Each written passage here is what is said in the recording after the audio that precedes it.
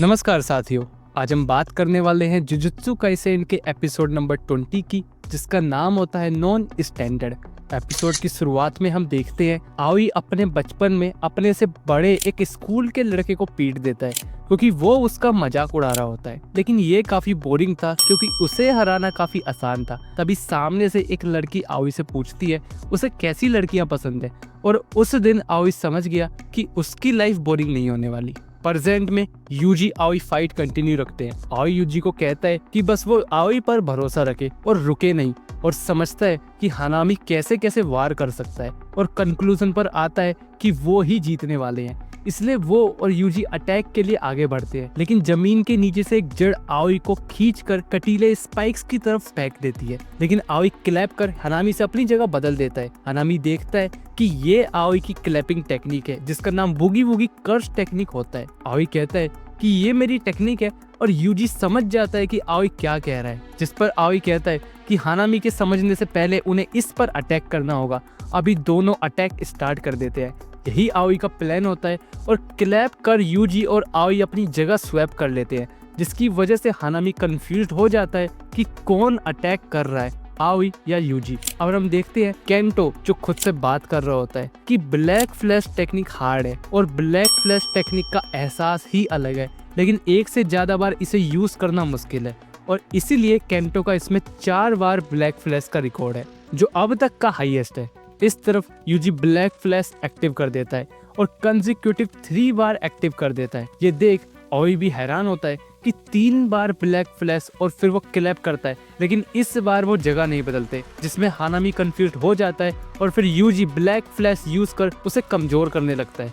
दोनों attack continue रखते हैं, आगे से पीछे से। पावरफुल अटैक के बाद भी हानामी खड़ा रहता है, लेकिन ब्लैक फ्लैश की वजह से अब वो कमजोर हो चुका होता है, उसे हराया जा सकता है। लेकिन हानामी कर्स्ड बर्ड एक्टिव करता है जो यूजी की तरफ बढ़ने लगते हैं, लेकिन आओई यूजी से जगह स्वैप कर लेता है क्योंकि आओई इनसे खुद को बचा नहीं सकता। इसलिए उसके दिमाग में उसकी फेवरेट सुपरस्टार टकाडा आती है, जो उसे समझाती है कि मेगुमी इसलिए जख्मी हो गया क्योंकि वो कर्स्ड बर्ड से लड़ने के लिए कर्स्ड एनर्जी को यूज कर रहा था। आओई अभी समझ जाता है और अपनी कर्स्ड एनर्जी यूज नहीं करता, जिससे कर्स्ड बर्ड सिर्फ उसको छू कर चले जाते हैं। हानामी देखता है कि इसने मेरी टेक्निक समझ ली है। दोनों हानामी को भी लड़ते लड़ते वहीं ले जाते हैं जहाँ से बैटल स्टार्ट हुई थी, क्योंकि मेगुमी ने जाते जाते आओई को बताया था कि वो उसके हेड पर वार करे माकी के स्पेशल कर्स टूल से, तो वो जीत सकते हैं। इसलिए आओई उसे उसी जगह लेके आ जाता है। अभी हम देखते हैं आओई सिर्फ इंसानों के साथ ही नहीं बल्कि नॉन लिविंग से और किसी भी ऐसी चीज जिसमें कर्स्ड एनर्जी है उससे जगह बदल सकता है। इसलिए वो माकी के कर्स टूल से यूजी को स्वैप कर देता है। अभी कर्स टूल आओई के हाथ में आ जाता है और वो हानामी के सिर पर वार करना शुरू कर देता है। हानामी देखता है कि अब उसे कुछ और करना पड़ेगा, और अभी वह सारे पेड़ों की लाइफ को एब्जॉर्व कर रहा होता है, क्योंकि प्लांट्स में कर्स्ड एनर्जी नहीं होती।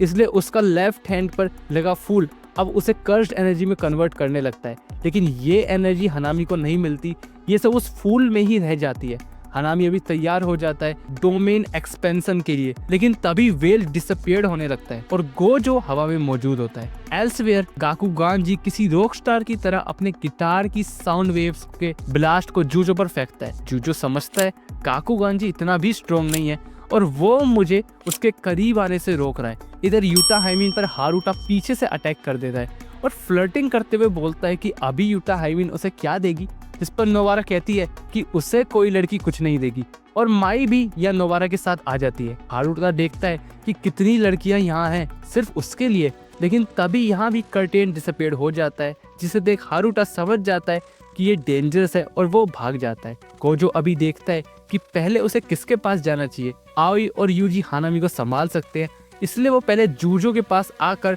उसके हाथ पैर जला देता है और उसे जिंदा छोड़ देता है ताकि वो उससे सवाल जवाब कर सके। गोजो देखता है कि यूटा हाइमिन के पास वाला कर्स्ट भाग गया है, तो अब उसे हानामी को संभालना है। इसलिए वो अपनी cursed technique lapse blue reversal red को मिलाकर कर्स्ट टेक्निक होलो पर्पल इजाद करता है, जिससे एक बहुत तेज धमाका होता है जो सीधा हानामी की तरफ बढ़ता है।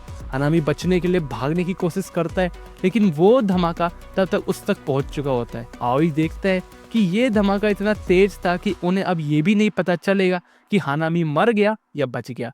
गोजो देखता है कि सब खत्म हो गए, लेकिन शायद नहीं। इधर माही तो कर्स्ड वॉर्म डेड पेंटिंग 1 2 3 के साथ सुकुना भी ले जाता है और सोचता है कि हानामी का क्या हुआ होगा। खैर उसका तो काम हो गया और 2 स्कूल स्टाफ्स उसके सामने गिरे होते हैं और यहीं हमारा एपिसोड खत्म हो जाता है। एपिसोड कैसा लगा कमेंट बॉक्स में जरूर बताना, अच्छा बुरा वो भी अपना फीडबैक जरूर देना। एफर्ट्स अच्छे लगे तो लाइक सब्सक्राइब शेयर जरूर करना और मिलते हैं नेक्स्ट वीडियो में, तब तक के लिए धन्यवाद।